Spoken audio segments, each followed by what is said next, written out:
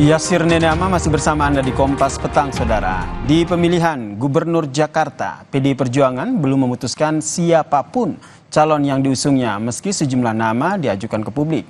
Setelah Basuki Cahayapurnama alias Ahok, lalu ada Andika Perkasa, kini ada nama Nadiem Makarim.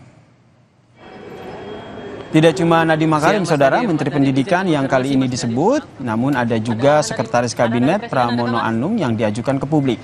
Nama-nama ini masih dipertimbangkan oleh PDI Perjuangan untuk maju di pemilihan Gubernur Jakarta.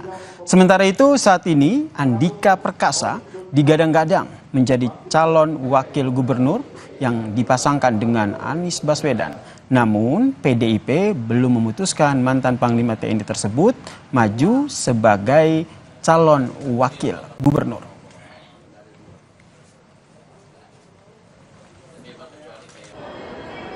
Ya, ini kita masih lihat dulu bagaimana dan di mana, karena tadi saya sampaikan pilkada ini di setiap wilayah akan berbeda dengan sosok-sosok yang memang akan ada perbedaannya.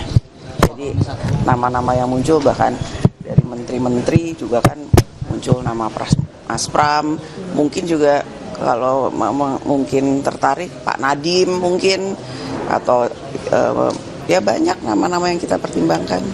Anies ini dari Nasdem mengatakan apa tidak ketinggian kalau Pak Andika itu menjadi wagub.